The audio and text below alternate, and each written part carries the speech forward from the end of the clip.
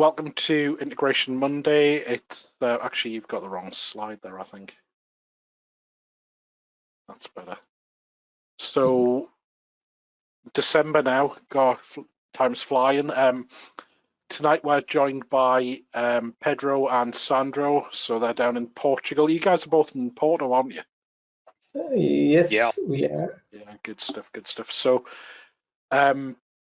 Pedro and Sandro I've been doing a bit of work with recently, and the guys have done some sessions around developer experiences for working with Logic apps. So we're going to talk a little bit about things that work, things that don't work, things that the guys have come across in the real world, and hopefully it's just about helping people to be effective in delivering Logic app solutions. A little bit of sort of the admin out of the way first. So I'll let the guys do their introduction a bit more detailed at the start of their session, but anyone who's new, Integration Monday is most Monday night, 7:30 p.m. UK time, talking about integration, get MVPs, product team members involved, and just about keeping our learning plan going. I think a couple of things that we're interested in getting feedback from of people. I think firstly, sessions. So we want to know a little bit more about sessions people would like to see, particular technologies people are interested in. So reach out to us on Twitter or in the Q&A. I think we've also been pondering a little bit about maybe bringing in some slightly wider scope. So technologies that might not be like hardcore integration, but they're in the wider Azure ecosystem. I think we're talking about bringing a few extra bits in that people might find interesting. We've also been thinking about the idea of possibly doing sessions at different times as well. So we've usually done 7:30 p.m.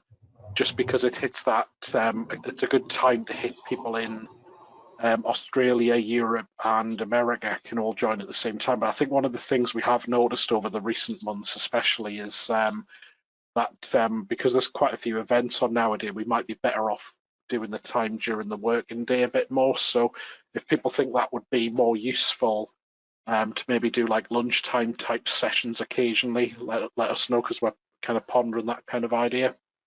So we've got a session with John Fancy lined up in 2021. Again, I think we're thinking about suggesting to John like an Ask the Expert or Q&A type session, a bit like what we did with Derek. And I was thinking about maybe asking John about some strategy type stuff around integration. So we'd really love to hear what people would enjoy and get out of that session. I think we might do a bit like with Derek as well, possibly give people the chance to come on and ask questions as well. We'll see how that goes, but let us know if there's particular bits people are interested in.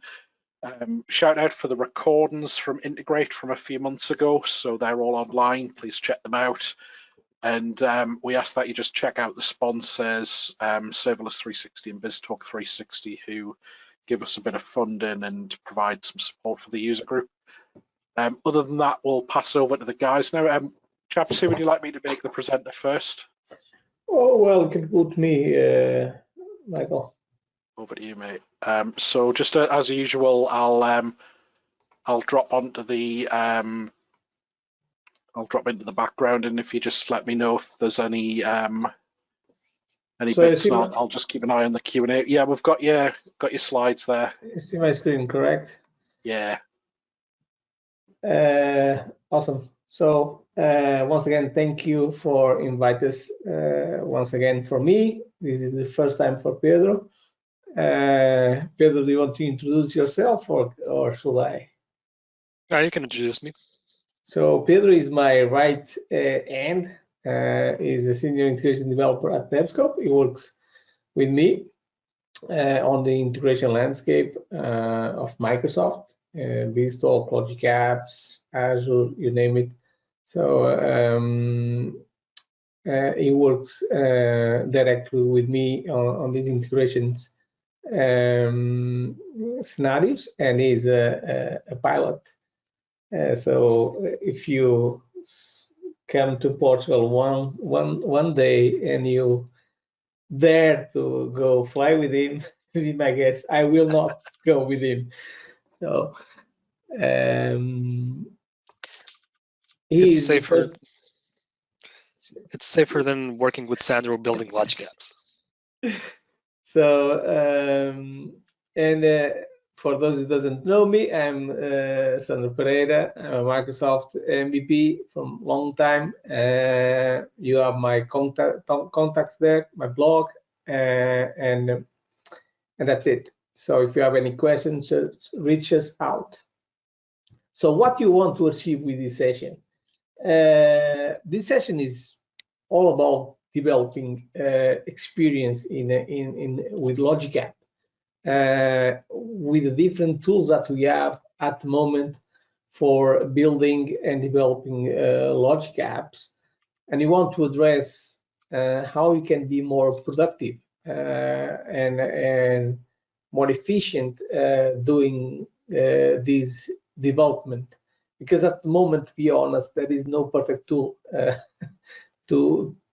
for you to say I'm using only this because this is the best tool in the market or the best solution that we have to develop a Logic App. All of them are advantage and disadvantage, and knowing them, you will be better prepared to develop and do the right thing for your needs. Okay, so the first thing or the first tool that anyone can use to develop a Logic App for sure is the Azure portal. Is the entry level of Logic Apps or almost any kind of Azure technology is the Azure portal. So it's quite simple. It's quite it's a quick approach. So it's intuitive and fast. It doesn't require any additional tool, and it's for all kind of profiles. So if you are a developer, you can use the Azure portal. If you are a non-developer people, you can also use the Azure portal. That's for sure. No? And all documentation goes by using the Azure portal. No? If you talk about performance, and I mean not performance of Logic App execution, I mean performance in developing, the faster way for you to develop it is the Azure portal. It has less bugs. It doesn't have non-Internet Explorer embedded in Visual Studio. So it's faster and simple to develop there. And of course, if there is any updates or new stuff that will appear, you will expect to appear there first. But also there are a lot of disadvantages by using the Azure portal. And one of them is the lack of a proper continuous integration, continuous deployment. No. Other thing that you cannot give proper naming convention to certain resources. For example, connectors. So if you are developing in the Azure portal and you want to create several connections to different kind of systems like SQL, Office 365, Teams, and so on and so forth, you cannot give a proper naming to that connectors. It is like out of the box SQL 1, SQL 2, SQL 3, SQL 4. You can also have versions in Azure portal, but you don't have a proper source code repository there. And of course, it's harder to customize some parameters if you want to deploy to different resources. If you want, for example, to have a resource group for dev and Q&A and production, if you want to deploy this stuff in different resource or different subscription, it's hard to customize this stuff. Sorry, the word. Parameterize. Thank you, Pedro. You are there for a reason. So let me show you quick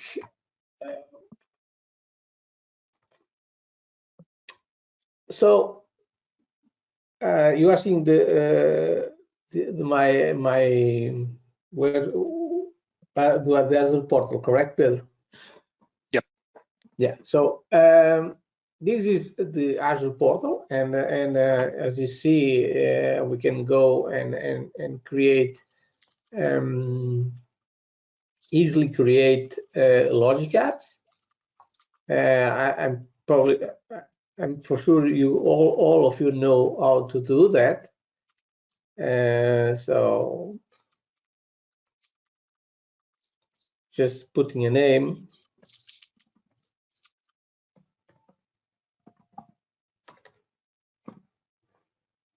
And just create it. So this is quite fast, quite simple. You don't need to be an expert to do that. And of course, you have a lot of templates to start with, pre-built templates that you need to only to customize them and set the credentials, or you can create it for the scratch. Okay, and basically you start developing these workflows that you want to build on Azure. So for now, I will leave this as it is. Let me present already built one.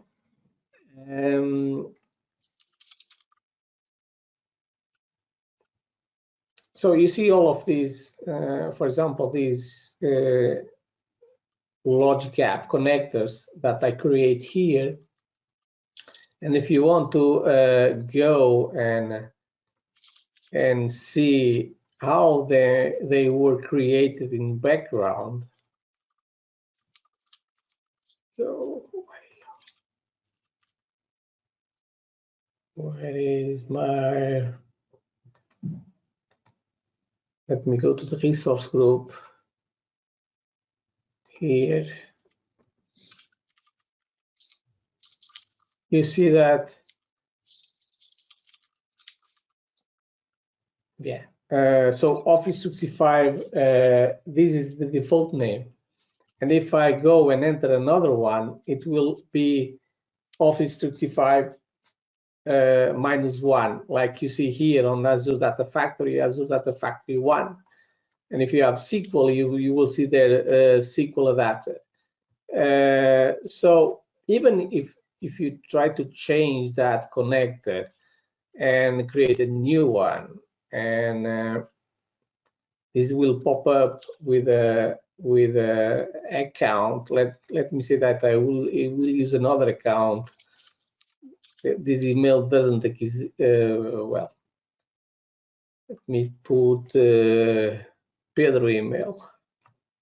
I don't know his password, by the way. You're not going to get it either. No, I don't want it. Sorry. So I can try to put something there. It will probably fail, but sometimes this will lead to create some additional stuff there.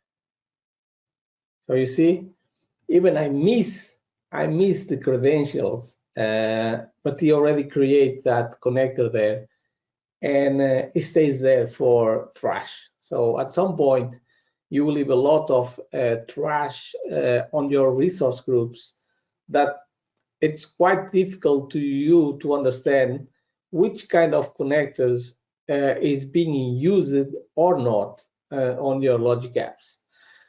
So in this case, working with the Azure portal, it's fast, it's simple, but it will lead us also to this amount of trash, and doesn't have a proper naming convention that you need to apply or you should apply on all your artifacts.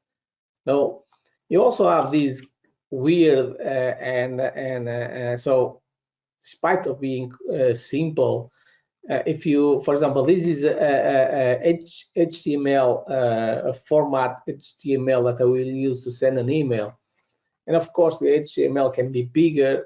This is they have image in Basic 64, and if you want to customize based on your tokens, so it appears here. Okay, it seems easy, but if you go scroll down and put the context in a different place, you have to go up and down, and it has this weird user experience, and this can be worse if you have a lot of tokens and actions there, and sometimes a mess working customizing all of this stuff.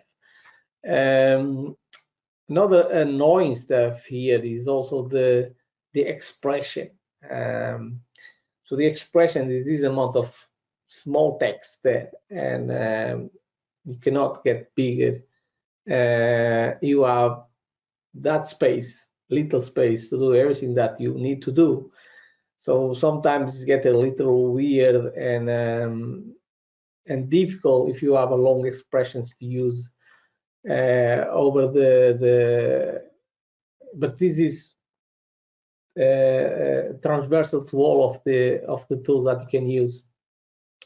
So it's something that should be improved by the product team, but you get the point. Okay, so now if I want to deploy this to another resource, what I can do is just maybe download the template, upload to the other side, customize, or I can copy and move to a different resource group. But still, I need to go there and customize everything. This is not really a proper way or a good experience for you to deploy this logic app to a different resource. And you make some changes, you have to make sure that you need to download template, export, import the template, or copy and move to a different resource again, but fix all of these connections because you don't really have a proper way to do that. So this kind of the developer experience that you have nowadays in the Azure portal. Do you want to add something, Pedro? No, you pretty much covered it all.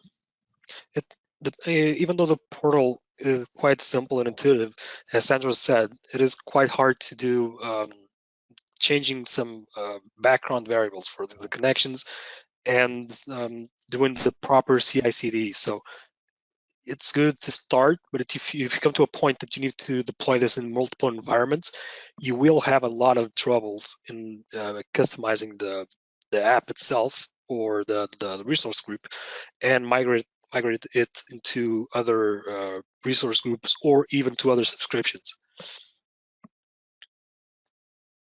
Awesome. So now continuing. So the second, Visual Studio, I will leave that to Pedro to talk about. So Pedro. Okay. So for Visual Studio, as we know, the new release has been launched in about 2 weeks or 3 weeks ago. An update to Visual Studio and an update to the Logic App tool that allows us to have more performance. Before that, the tool, it's Logic App's tool builder or something like that, was quite buggy. It had a lot of bugs. When you reached to a certain point of a Logic App with probably more than 30 to 40 actions, it started to be really slow and it would often crash, and it will lead to some kind of a performance degradation, and it could take longer to build the Logic App than in the portal. But the Visual Studio has a lot more to it than just building the Logic Apps. It enables you to do full CI/CD support. It enables you to do the proper naming conventions, and it's a familiar tool to developers. So as a developer, most of us are used to work with Visual Studio for building our apps. It's our code basis for Microsoft products, and it already connects to a bunch of source code repositories. So it's simple. It's there. Most of us already have it. It's just a matter of downloading the right tool and start working. But as I said, it comes at a price. There's still a few bugs that are not fixed, and it's too focused on developers. So if you're not a developer, you'll have to have a Visual Studio license besides the Azure portal and the license to create the Logic app, so the subscription itself. But it has somewhat compared performance to the portal in some parts. With the new update, as I said, it has become faster, but there's still some bugs. For example, when you try to drag and drop some actions, sometimes it fails. It doesn't recognize the action itself, so that you're doing the drag and drop, and it stalls. You can't do anything else. So you have to save the Logic app, close it, and open up again.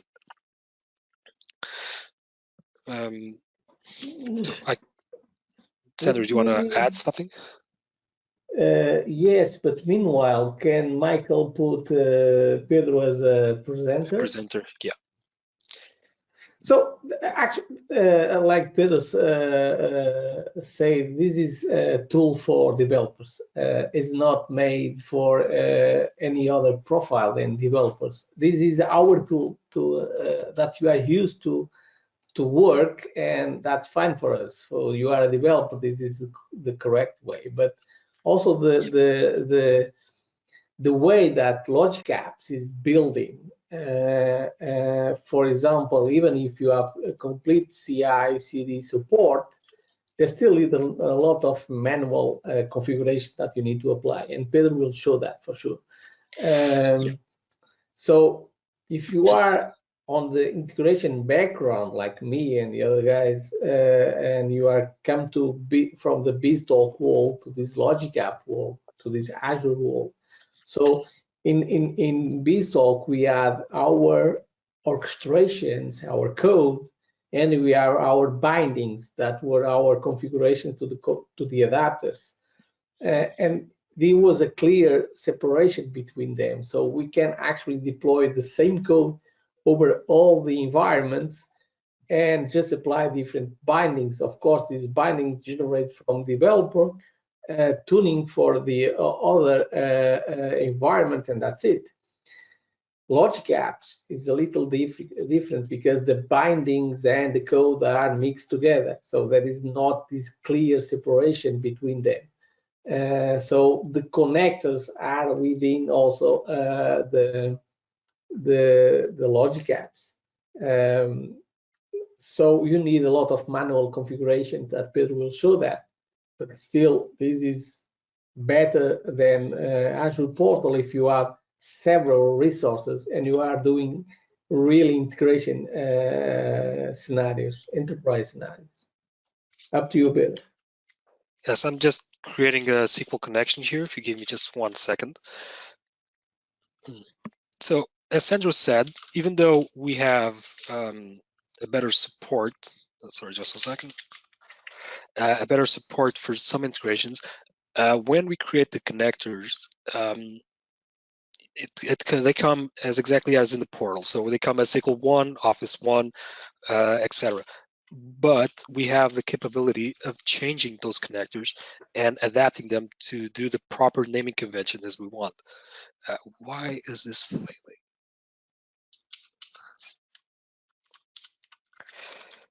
The wrong password is always an annoyance. So as you can see, I'm creating here a new connection. I have a very simple Logic app. It drives into an Azure function. I have our Logic app connection. As you can see, sorry, our SQL connection. It created a connection named database server because I have nothing inputted in it. If I dwell into the back code, and this is the boring part that you don't see in the portal. I mean, you can go into the code view, but you mainly work with the designer view, and it's faster to transition between these two views. In Visual Studio, it takes a little bit longer, but you have more control of it. You have IntelliSense in some points, and it allows you to give a better perspective of what you're actually doing. So for example, here, this SQL connection, I don't want it to be database server nor SQL server name. I can manually change it into my desired name, SQL. So the server will not be this. When I publish this into the Azure portal or into Azure, it will change effectively the connection. It'll create a new connection with the new naming that I sent them. It should retain the same credentials because we're not changing them. But in effect, instead of showing database server, it will show CN IT SQL.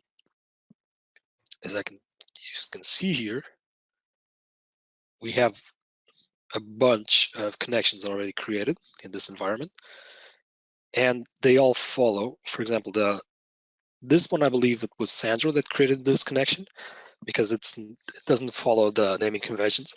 But as you can see, for these SQL connections, they follow pretty much a straightforward pattern. So it's CN, SQL, and the rest of it. So creating through the portal, as you can see, I created a logic app test here. Oh, sorry, these are logic apps. I want the API connections. There we go. Creating through the portal will not allow you to alter these values. I believe you can do this by PowerShell, but it would take a longer time to properly configure this. And through Visual Studio, you don't have to have a lot of work to do this. So you come here to first the logic app itself, okay, the logic app file, then into the parameters file. That's going to be the file that Visual Studio, the build, is going to follow to replace your variables if you want to. If not, it will go by the default value you have in here in this file. And then later on, if you want to do CI/CD, you can create a parameters template that will give you even better control into the Azure pipeline. We'll get to that a little bit later. So for now, I can just drop it in here.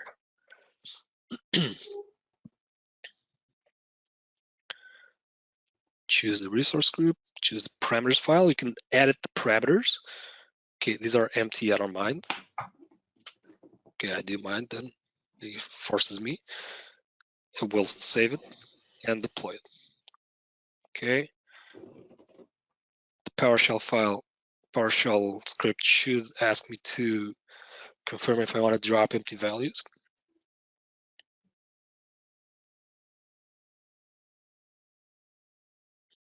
There it is. As a developer, I'm not really fond of this silent drop. I like to see the scripting going on. We have somewhat of a output window here, but doesn't say everything that's been done. Me personally, I would like to see what's going on in the background, but for some people it's too much and it doesn't really matter. Okay, SQL, I don't care. Node in the database, enter.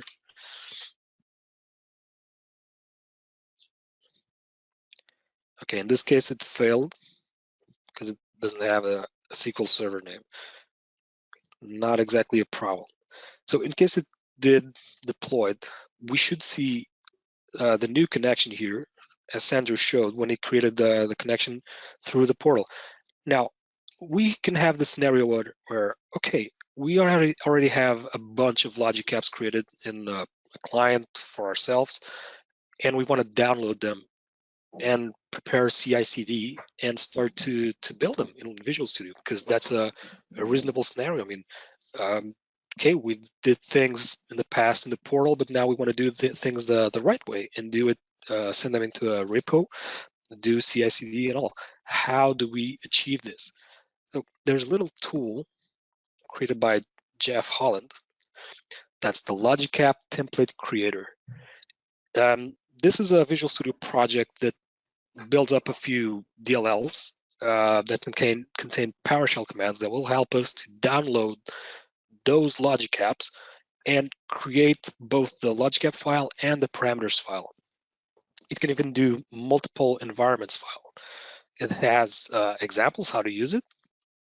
You have to import the module. Okay, this is very important. If you do not import the module, it will not work. It will not recognize the scripts, the commands that you're going to execute. And from there on, it's pretty much straightforward. It's always the same. You put the token, resource group, logic app template name, the subscription ID, and the output file. It creates your JSON file, both the logic app and parameters file with a different command. And from there, you can just import it into Visual Studio and start working. And for example, I have something here. For example, this file was created from that. It's graduated from some of the subscription IDs and all, but it was downloaded with this tool. I mean, I downloaded from the portal into Visual Studio and then adapted it to what I wanted it to be. It does not come with everything prepared. For example, as we can see, it doesn't, when we even though we're building it in Visual Studio, if we want to, or even I can open our test logic app, the subscription IDs and all, for example, to this Azure function connection, it does not contain proper CI/CD naming. Okay, it's not prepared for CI/CD. If I send it into a pipeline with this value, it will always deploy to the same environment. What I have to do, I have to pull up the resource group ID, create a variable or a parameter in this case with the, let me just clear this, not clear this out. I gotta create a parameter with the subscription ID, subs ID, put in the type, it's gonna be a string, and the default value is gonna be the same ID that I copied. And now, to the same string that I already had, I'm gonna concatenate what I had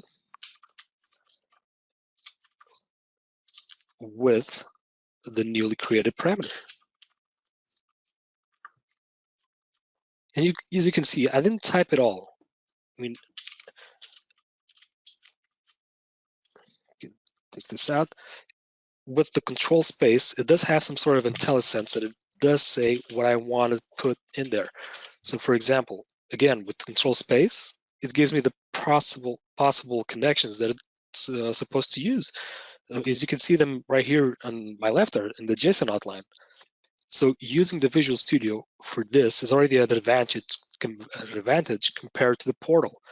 We have better control of what we're inputting into our variables or into our parameters. From there, okay, this is prepared for the first environment, for the dev environment in this case. But if I wanted to go into full CI/CD, I'd go in here, subs ID, with the value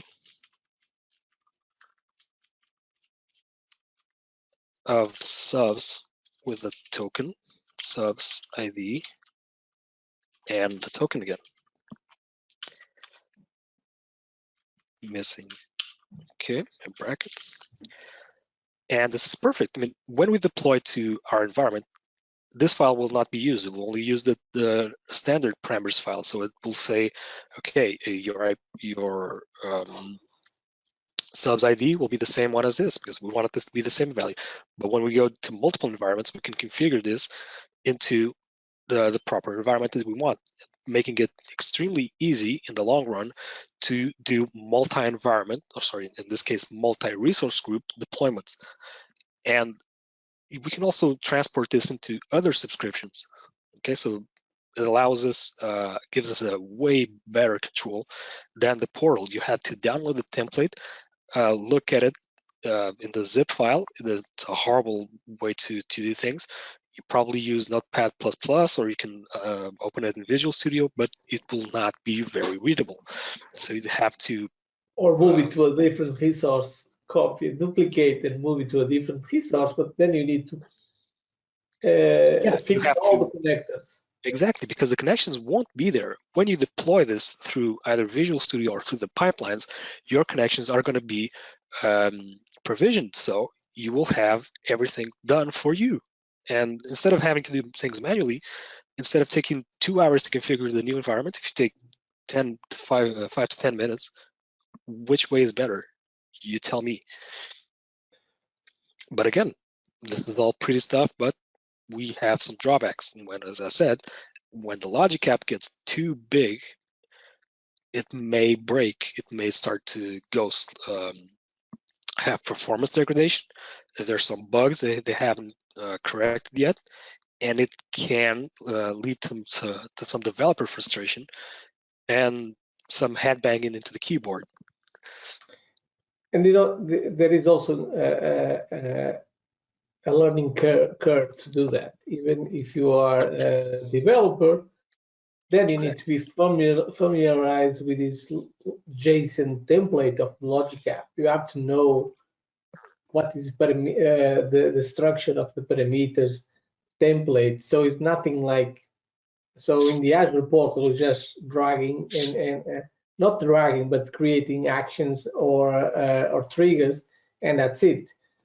All the rest is, we can go to the code view to tweak some stuff, but you don't care about this stuff.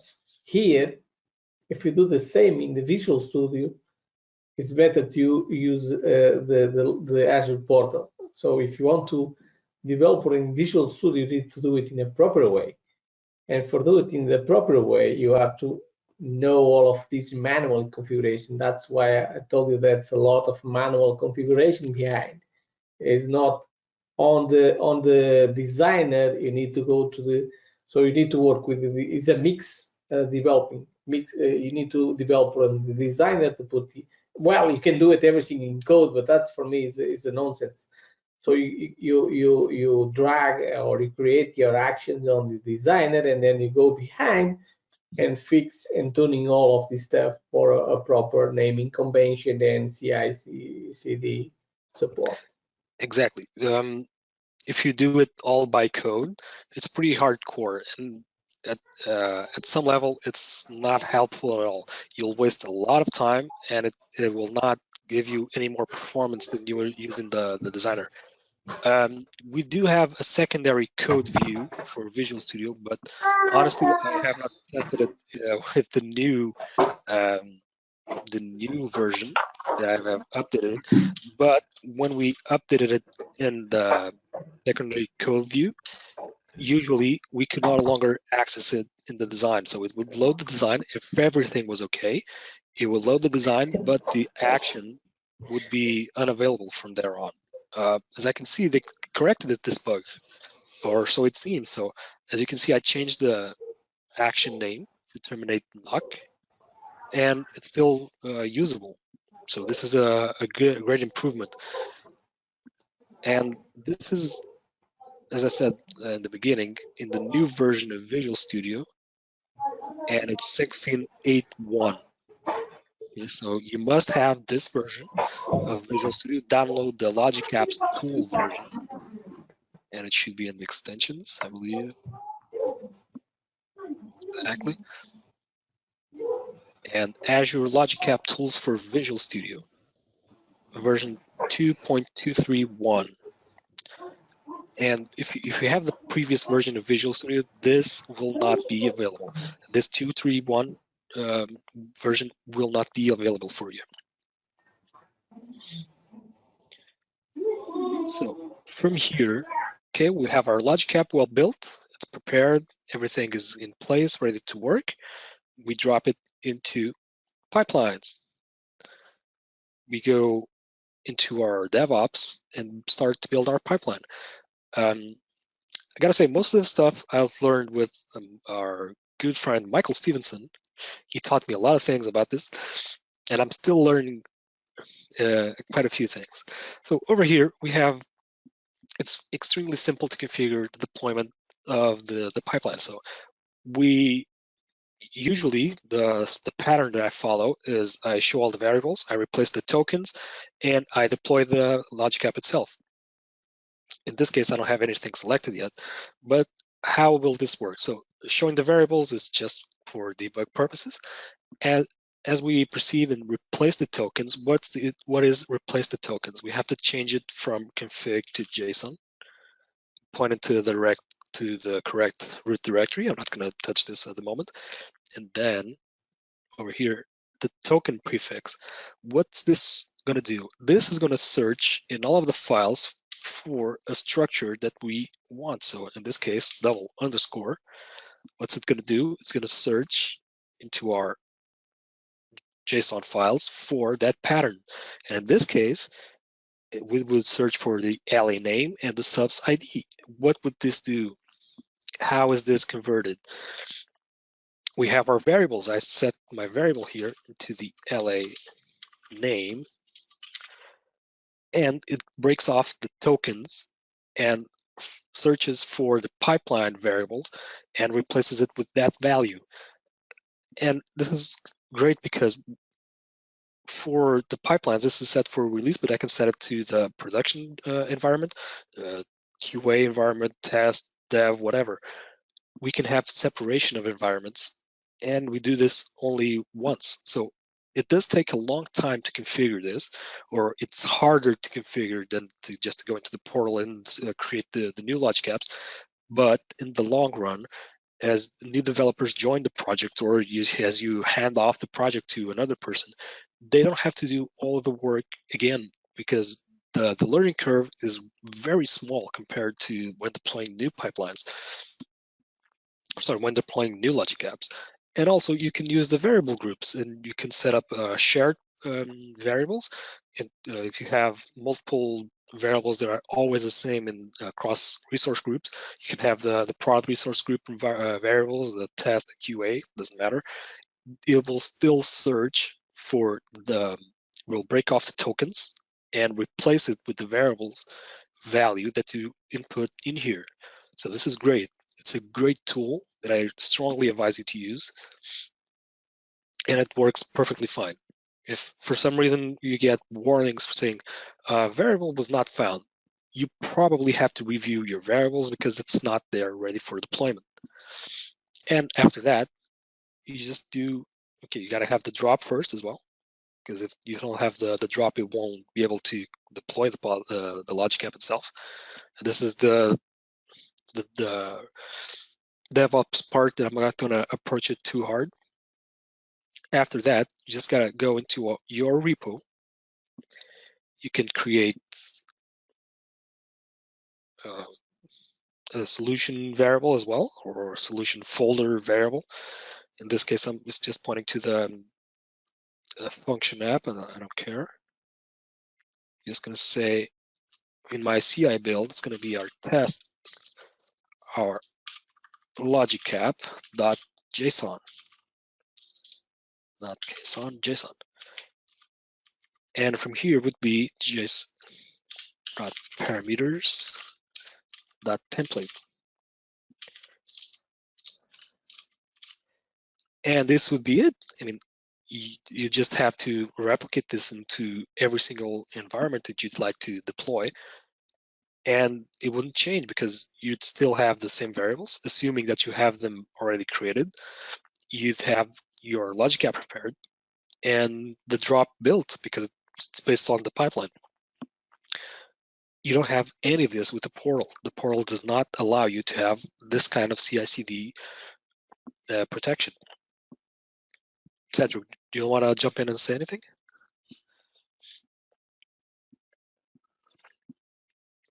Can you switch to Visual Studio? Yep. So I had a strong discussion these days with Pedro regarding the structure of the project. So this is quite a standard structure of logic app project. You have a deployed Azure resource group PowerShell, then you have a logic app JSON, logic app parameter JSON and a logic app parameter template JSON, and that's it. Replicate everything in different projects. My discussion with Pedro is like, I don't like to have all my projects with logic app JSON because it's quite annoying. No, I like to have a proper name to the logic app on that JSON. But also he explained me that changing that will give you extra work with the pipelines. So you need to customize each pipeline in a different way because you change that names. So in one side, you can change these names. It's not mandatory if you have to have logic app JSON, but if you do that, you cannot use the same kind of template on the pipeline and replicate that. We need to customize every single pipeline in that case. So it's a balance between good and performance. So I would like to have, because if you have a solution with different projects and you try to open a lot of logic apps designers, you see on the tabs on the top, logic app JSON, logic app JSON, logic app JSON, and you don't know exactly what is the logic app that you want. You need to go app and see the correct path, or just like me, close everything again and open. It's simple and probably faster. So again, it has some, it's not the perfect wall developing a logic app, at least in my opinion. It's not a perfect wall creating a logic app with Visual Studio.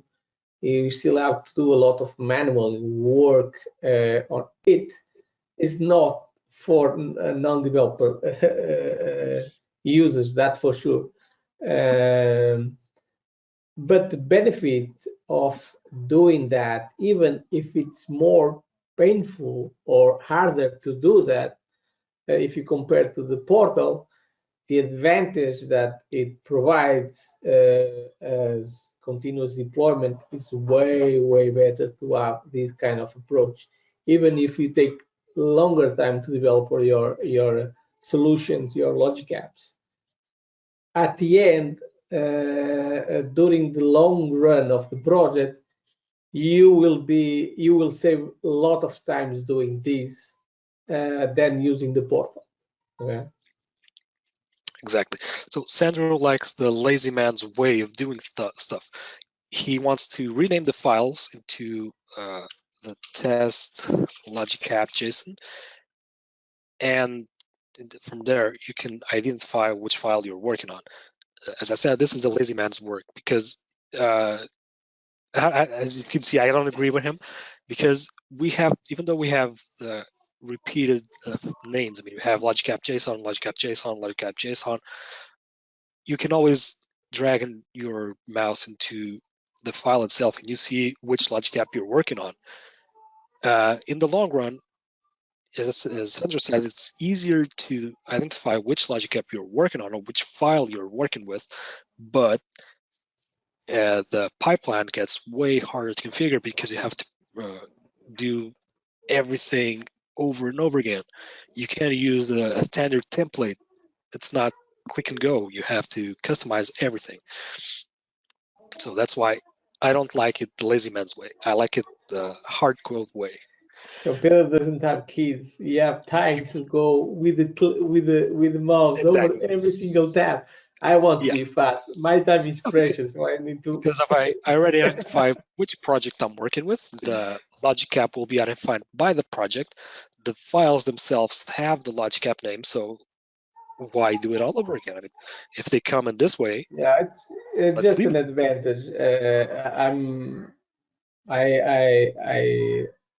I left him use this name because I know that he's faster on the DevOps situation. So it kind of, it's a trade-off. It's a good trade-off. So, a little note here, as I said before, I changed the action in code view, the secondary code view, as you can see, the condition shape is no longer available. It fails to load the component. So I have to close the designer and open it up again.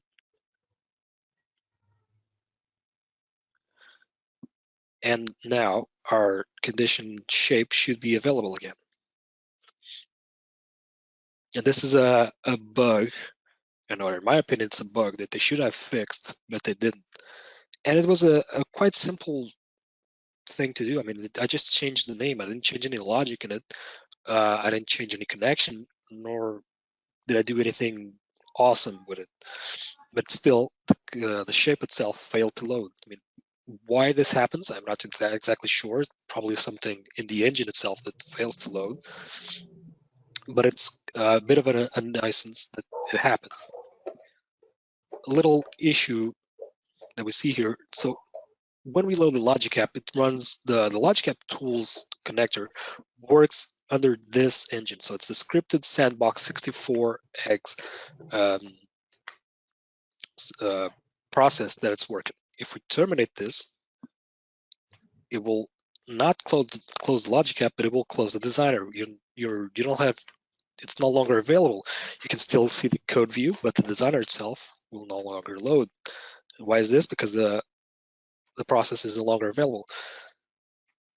I have to, well, there it is. I have to reload it.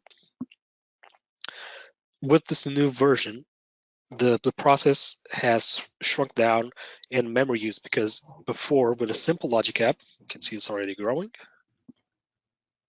150 megabytes. Okay, before with this logic app, it will already automatically jump to 600 megabytes of memory usage.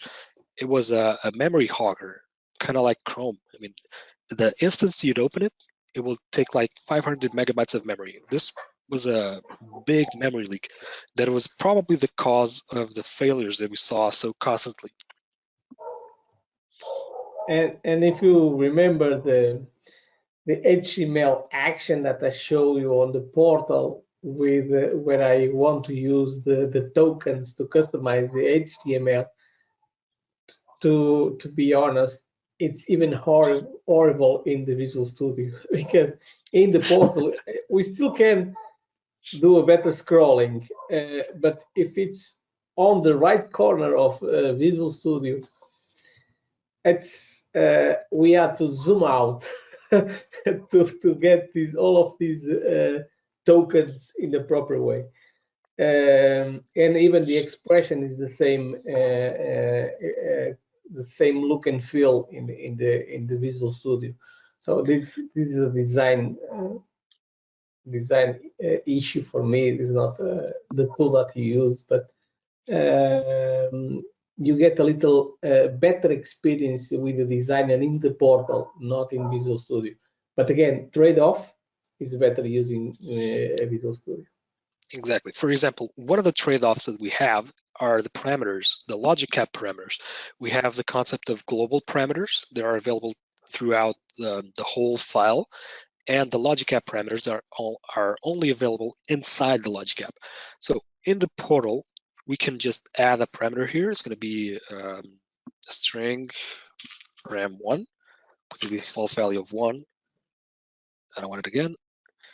And it becomes automatically available for us to use. And this value can be changed with a click of a button. In Visual Studio, it's not that simple. We don't have the choice of creating parameters. If we want it, we have to go into the back code. I'm going to collapse all of this, collapse the actions. And over here, we'd have the parameters. These are the connection parameters that we don't want. We'd have to go in here. There are a lot of objects called parameters there.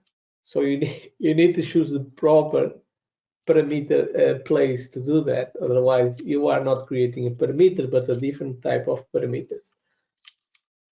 Exactly. So this is the concept of logic app parameters and global parameters.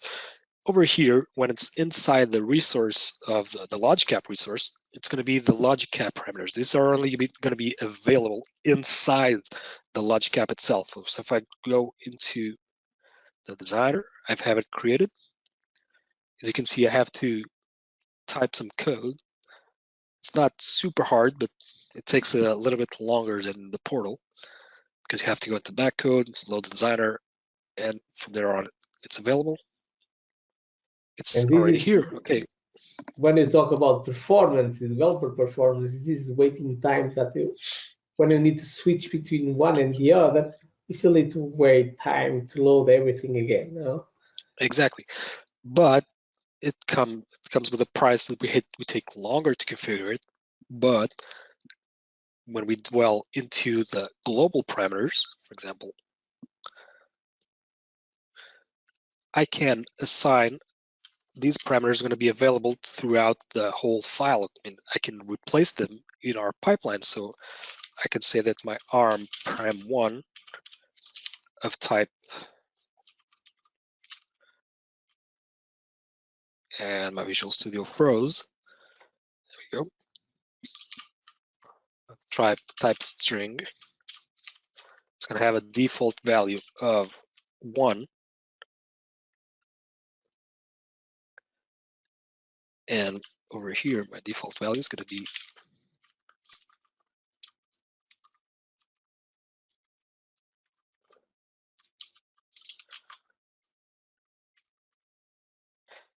I can set it to a global parameter. So instead of having to go into every logic app in the portal and change the parameter, or every logic app that uses this parameter and change it, I can upload it into my pipeline in DevOps and do one single deployment that changes everything.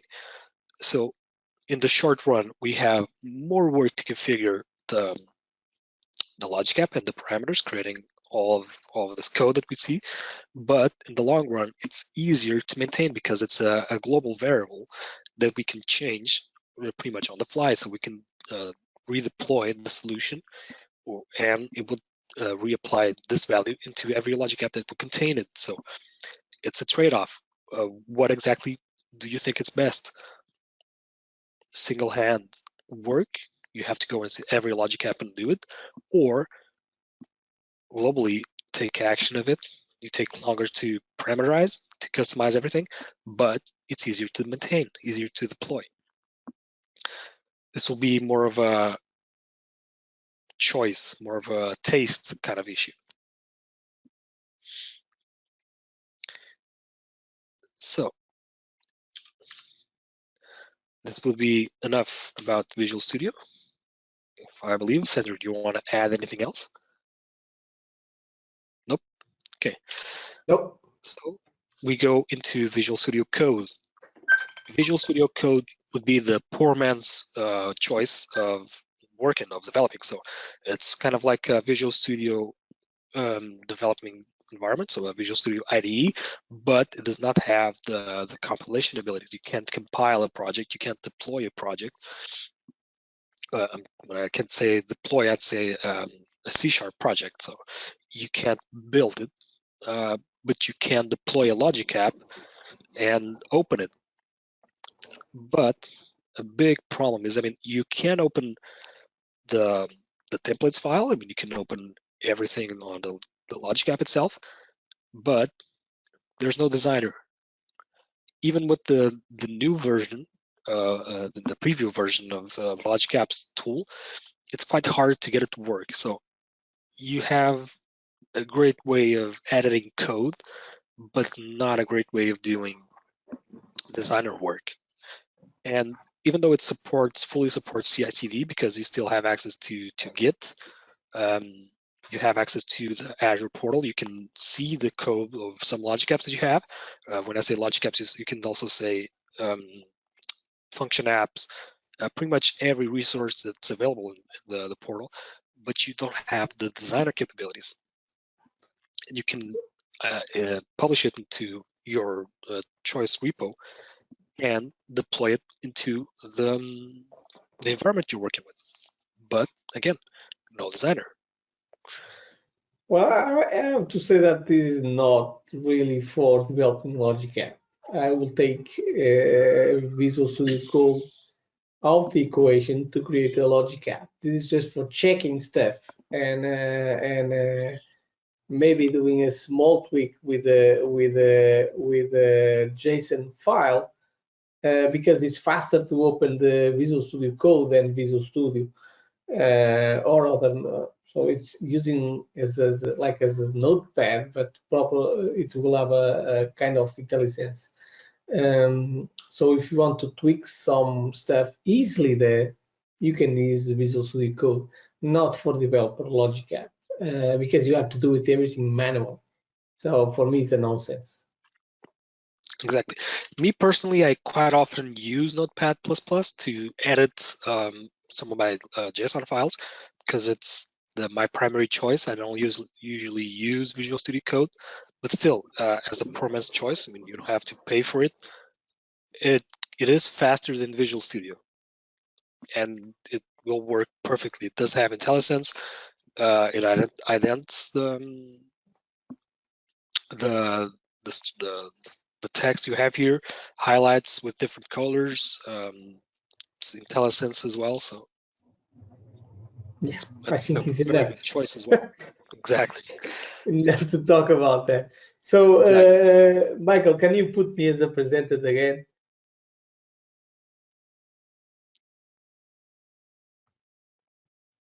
Well, let me show. Just coming through now, Sandro.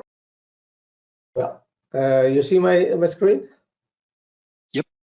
Yeah, so, we've got you, mate. Yeah. Pedro talked about Visual Studio Code for the traditional Logic app, develop traditional Logic app. Nowadays, we have the new kid on the block, that is the Logic app code, Visual Studio Code, but using the Logic app preview. It's quite a nightmare of naming, because we have what we call traditional Logic app, what we know that is a Logic app itself, but now there is another resource type called Logic app preview that runs under Azure Functions, and we can deploy everything almost everywhere. No? So Logic app is the traditional Logic app. It's serverless in Azure. It runs on Azure as a serverless. So we cannot put in a container or a VM or whatever you want to put it. It is serverless. So, with this new Logic app preview, this runs on the Azure Function Engine, and we can deploy it to containers, so we can run everywhere, almost everywhere. It can run locally on my machine for testing and debugging. It has full Logic app design capability. It's a different designer. It's a different type of Logic app. It's not traditional Logic app. So it's a new Logic app designer, and it has full Logic app designer capability. So now we can actually deploy or develop our Logic app from Visual Studio Code. In fact, the first time this was released, we only were available to create this type of resource using the Visual Studio Code logic with the Logic app preview extension. Nowadays, we can also create that type of resource on the Azure portal. For me, it was like the first time that something appears first outside the portal, then inside the portal. But nowadays, we can create on the portal or using the Visual Studio Code. There is no support at the moment for Visual Studio. So this kind of resource or is on the Azure portal or is with the Visual Studio Code. It's still on early preview. It's not meant for production. So it has a lot of limitations. You cannot do everything that you can do using a Logic app. I'm not going through all of the details, what you can or can't do. There are a lot of limitations, okay? So this is really on the early stages. And now we can actually have this kind of local project support inside Visual Studio Code that doesn't exist on the logic app, the traditional one. And there is one new thing that this can provide. It can provide stateful or stateless workflows. So try and forget scenarios that you can just jump a request and you want a response, so it doesn't need to persist or something like that. Now we can choose between stateful or stateless, being one faster than the other, because one will persist all the stuff to hit rise and so on. The other will not, so it will be faster. So for performance scenarios that you want to really achieve low latency, this is a good improvement. But as again, it is quite limited. So let me show you. Let me present here. I hope you're seeing, Pedro, you are seeing my Yep. Visual Studio Code, yes? Awesome. So I have already, as you see, is different color. I have a logic app running here in orange, so it means that it's running. So this is actually running on my local machine, and I can go here and see the overview, and you have this callback URL that I can use to trigger a request to my logic app. So if I'm open the Postman, maybe familiar with that, I now can send a request to that logic app. This is really a simple one. It's just try a request and responses are called response. Welcome to your first stateful workflow. So it's just a demo. So what I can have here is, you see that I have all my runs, how they were executed, and I can even go and show run, and I see that I have all the same capabilities that I have on the Azure portal, but this is not on the Azure portal. It's running on my machine. It has these capabilities because I'm running a storage account emulator on my machine, and I'm running the Azure function runtime on my machine also. Let me stop it.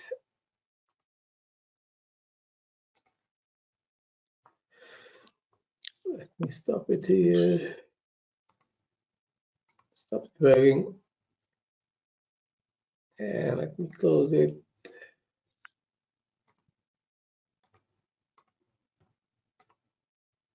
So as I can see, this is my designer here.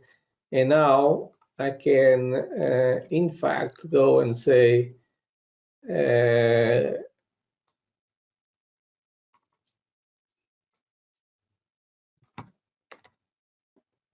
hello integration. Monday, I can save it, run again.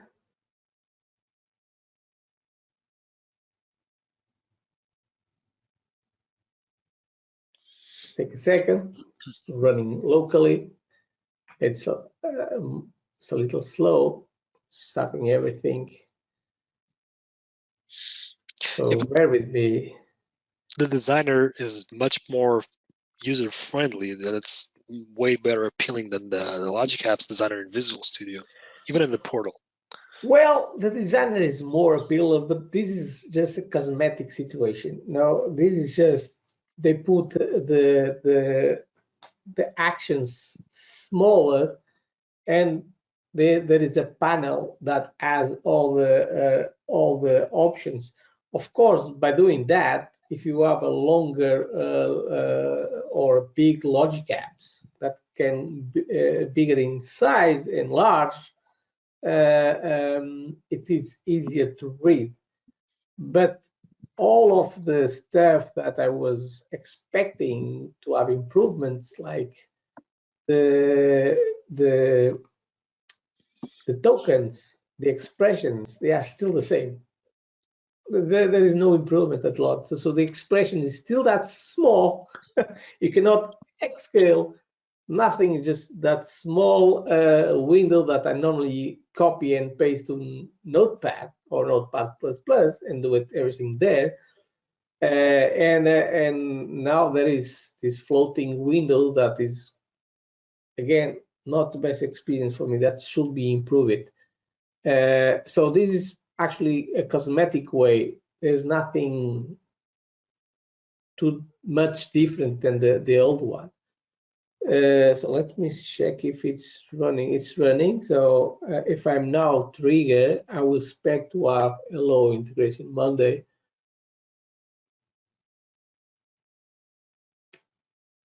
Wait and see. Again, it's as first time is waking everything, and then we see hello integration Monday. So it is a good start. I hope to see that in Visual Studio, because I know this is Visual Code. It's free, it's a free tool, but you still don't. This kind of local project, and I was not a Visual Studio expert. I normally use Visual Studio for like Notepad++, just to change a little stuff. And to understand this kind of local project and open this local project was quite a small learning curve. It's not for me. I like as a developer, I like better the Visual Studio experience.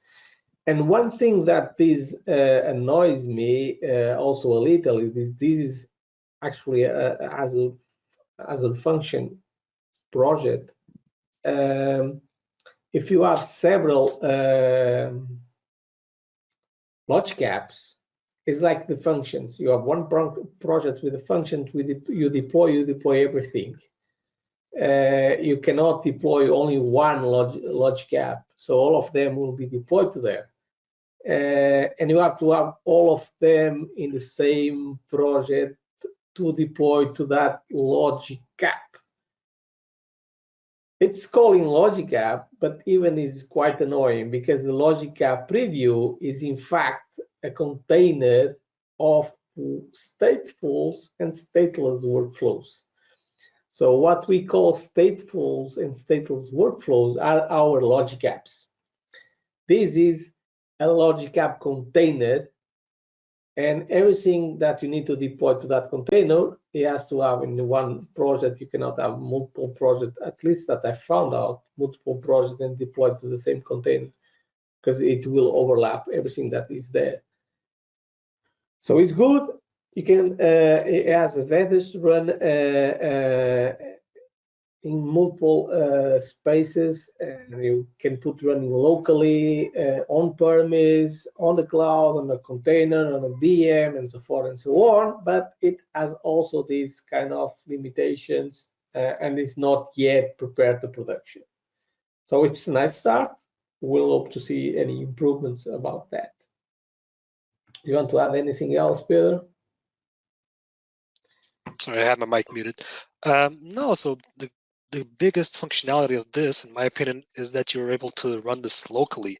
You can drop it into a Docker image and run it pretty much everywhere. For testing and for preview, it's, as I said, a great start, but there's still a lot of room for improvement. Yeah. And with that is everything that we want to present for now. And you have our contacts there. Feel free to reach us out. And if you have any questions, we'll be happy to respond. Exactly. Thanks, guys. Mike's just dropping in. Can I share a couple of things with you? I just want to show you a couple of ones that Sure. you might find useful. Let me see if I can See if I can take presenter a minute. Try and Give us our feedback also. Your feedback. Exactly. right. So I think I want to give you that screen there. I think. We are seeing the screen.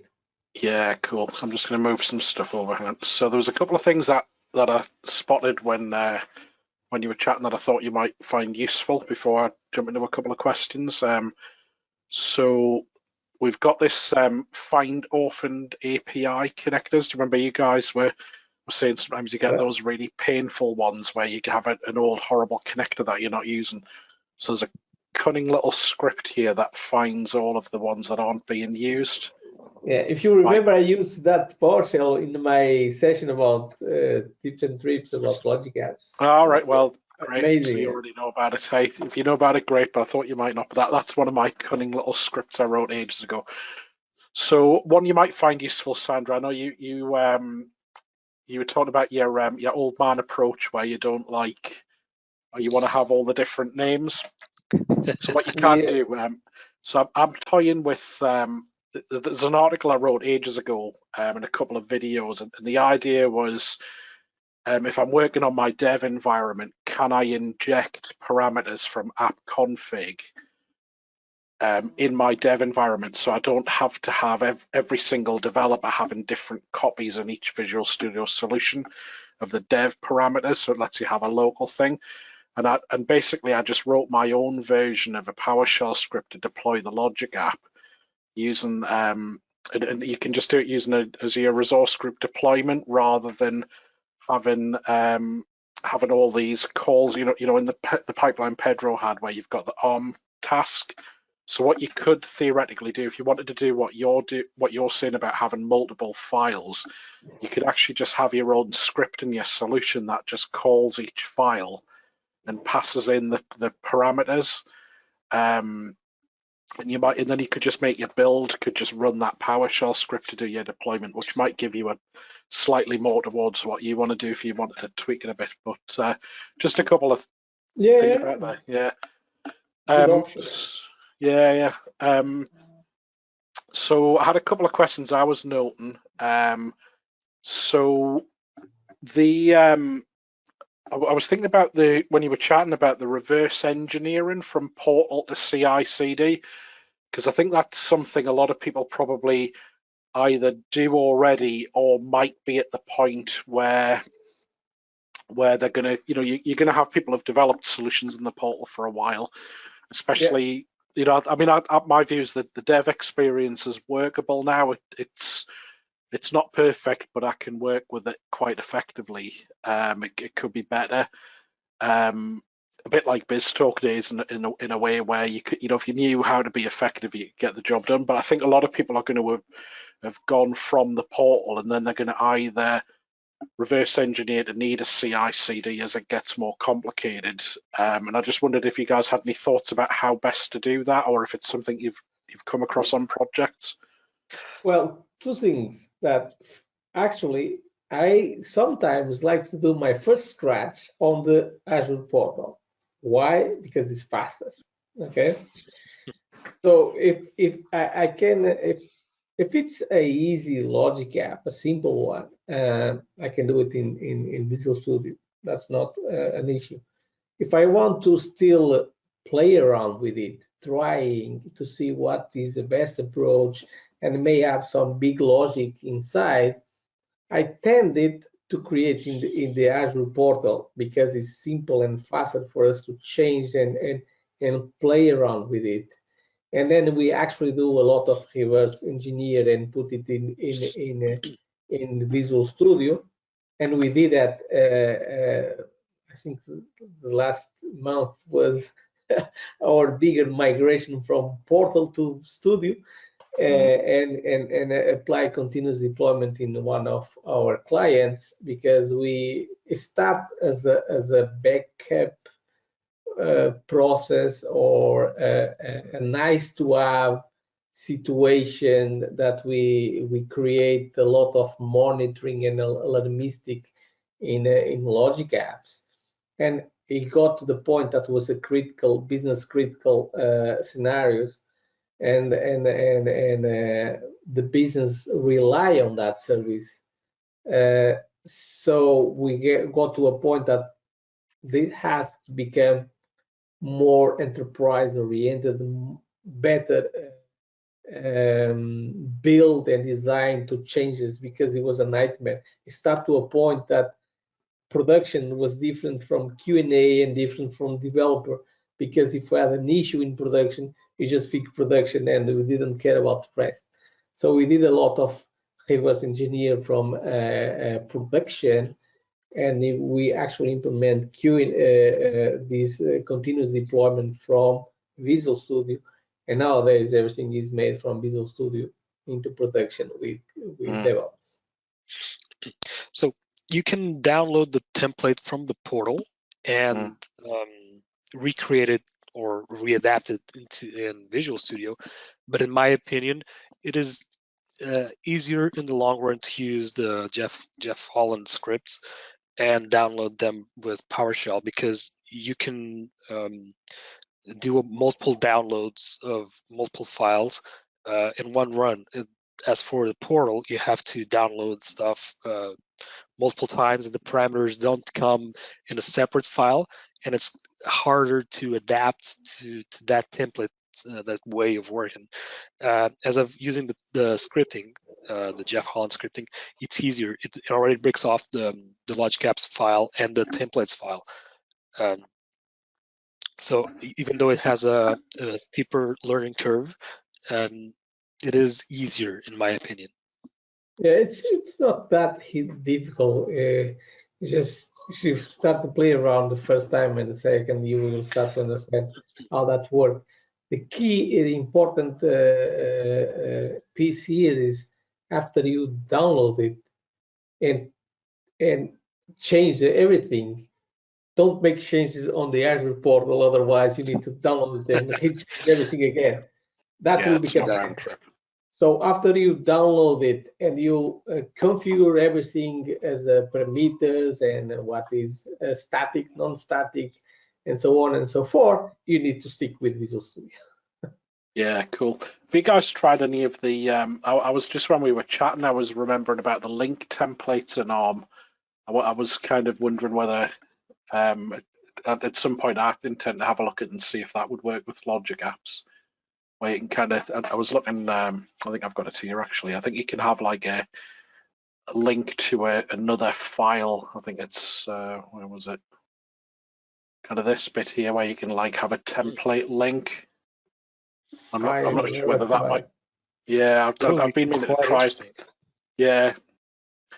See if you can just like link in multiple ARM templates. I don't know whether. See, one of the things I always wonder with logic apps, whether when you have multiple files, is the reference to the connector always ends up in your ARM template as well, and it's like, how do you manage that if you've got multiple logic apps sharing the same connector and that kind of thing? Exactly. A simple parameter template linked throughout the logic app seems a great thing. I mean, well, you'd have to deal with the URI that would change, or you can just upload it into a blob storage. Yeah. Yeah, well, maybe it can does even look just like have a it as a great local path. Yeah.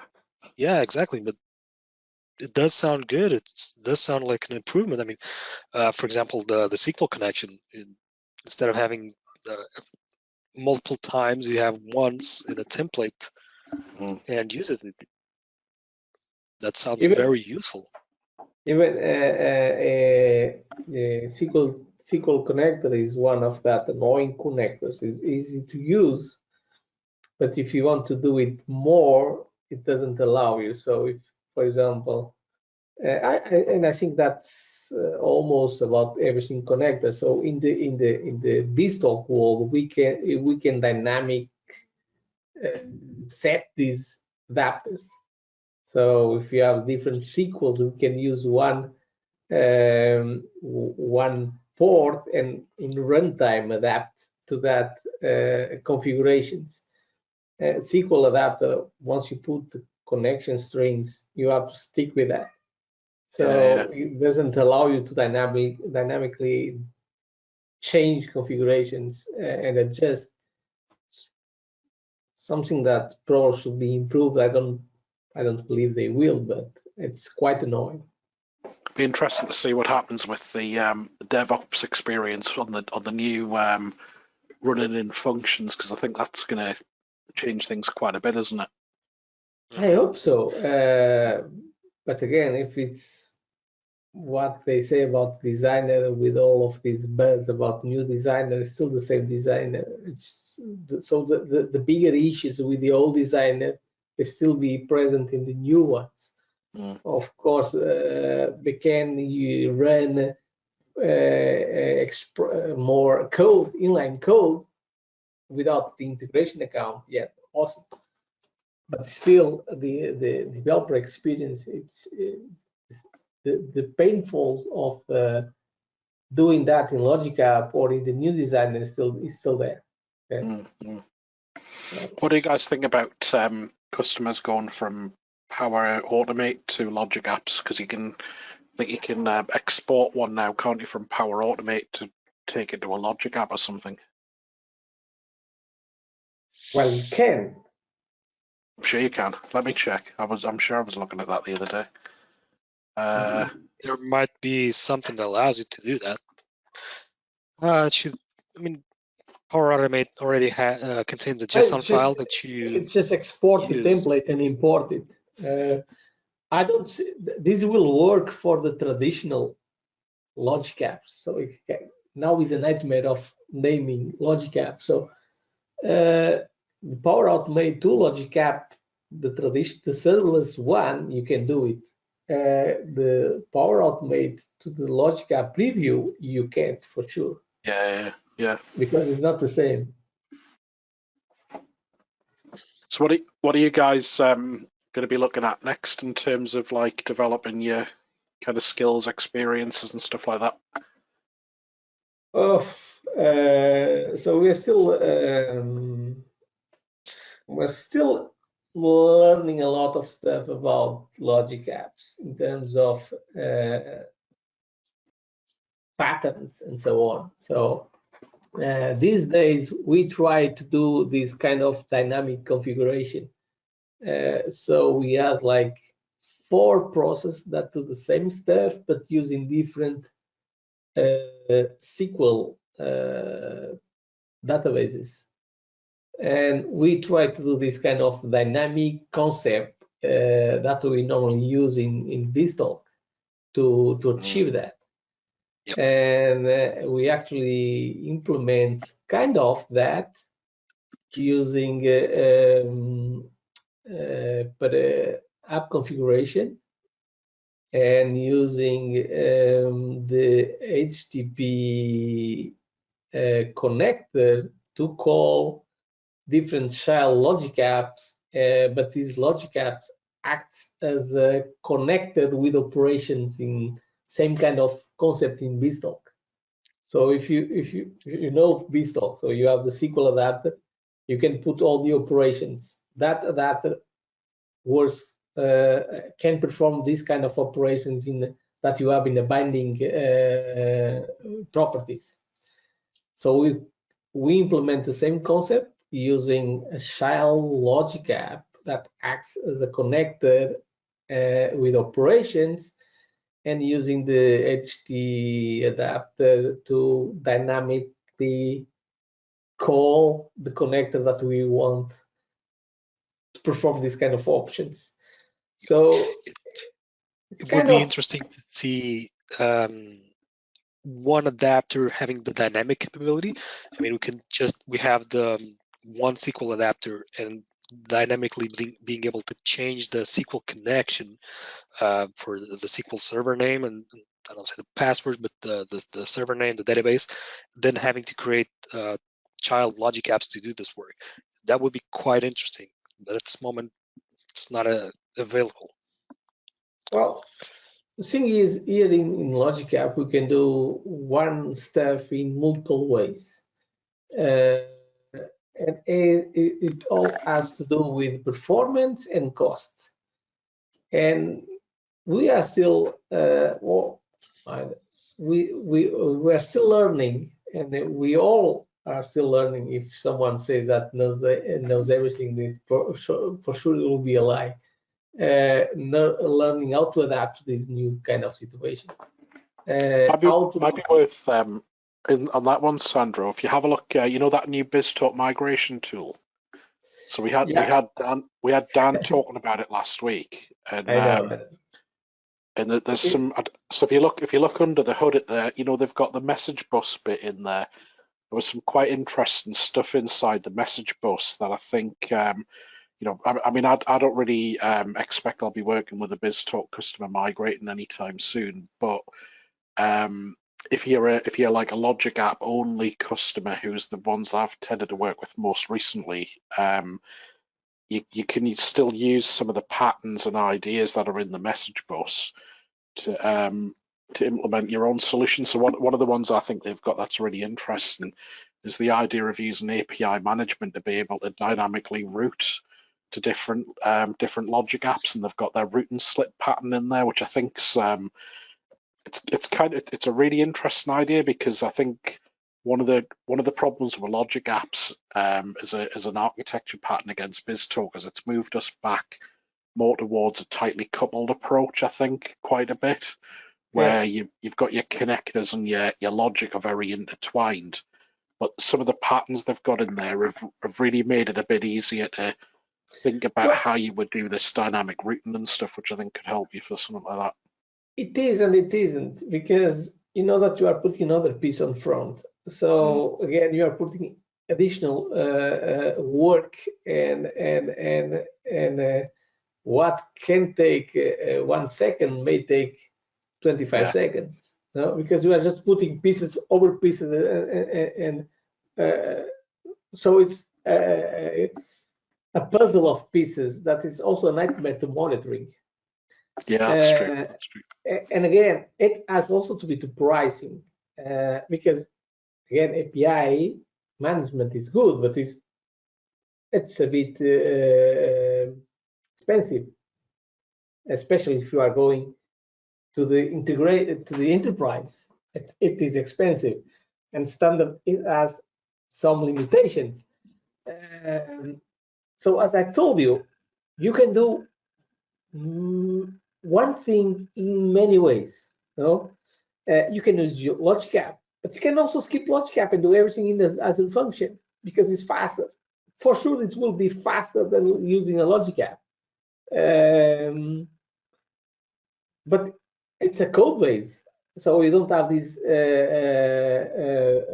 designer view, and it's looking to a designer, and all of these shapes is more readable than going to the code. We can do it in a skip Logic App and put an API app, because then we can use hybrid gateways and connect on-premise in a faster way, for example, and protect, because we can use express route and so on. That's something that we cannot use on Logic App. So there are several ways that you can do for achieving a simple goal, and everything has to do with cost and performance. Because I've been there in projects that by design, API management, Logic App, integration account was dream. Everything fit on paper. It fails on the POC because of, for example, low latency scenarios, and something that Logic App is not really well prepared for low latency. Now with the new stateless workflow, it will be a big improvement on that. Again, you have several patterns, but some of them can fit on paper and not in reality. And you have to learn with this. It's not a single pattern like we did in BizTalk, that you have these traditional patterns, and if you want to implement them, it's that way you need to implement it simple. You just need follow the recipe. Now there are multiple recipes. It's like in Portugal, there are 1,000 ways to prepare codfish, and you need to adapt. It's just a matter of taste. Do you like this one or that one? Some of them I don't really like it, but I like codfish.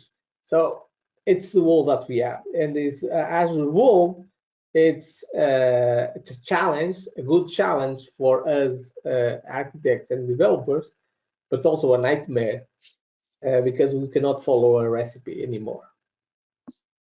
Well, guys, I'm just noticing we're a little over time actually. We're hitting well past 9 o'clock. Yeah. So if I remember right, Pedro, you guys are on the same time zone as here, so it's not really late there, is it? It's 9 o'clock as well. 9 o'clock, yeah, same time Yeah. time zone. Yeah, thanks for putting me right the other week. I've spent all summer thinking you guys were like on a different time to us and stuff. Cool. No. Thanks for joining us tonight, guys. It was a really interesting session, and it's good to just get. I think these kind of like sort of from the trenches sessions are really interesting, and gives people like people will be familiar with some of the problems that you've come across, and they'll kind of, some of them they might not have tripped over yet, and working out how to get back on their feet and that kind of thing. So I think these are the kind of sessions that people really value. I hope we can maybe get you guys back again in a few months or something, and get you doing another. You can do this update on how you do with Logic Apps V2 kind of thing. Exactly. We'll be in touch. I think hopefully they're back. Yeah, I think Lex is. He never got the mic working in the end, did he? No, I think no. He didn't send me a message, so he's there, but there's a listening mode on. Yeah, no bother. So we'll get the video out in a couple of days or so. Would you guys be able to send the slides over, and we'll put them with the video? I will send it tonight. Okay. Yeah, perfect, guys. And other than that, I think big thanks to you guys for joining us. Probably catch us at work tomorrow or the next couple of days or so. Yeah. And have a great one, and we'll speak to you soon. Thanks everyone for joining. Bye, Michael. Take care. Thanks. See you soon. Bye-bye, guys. Cove.co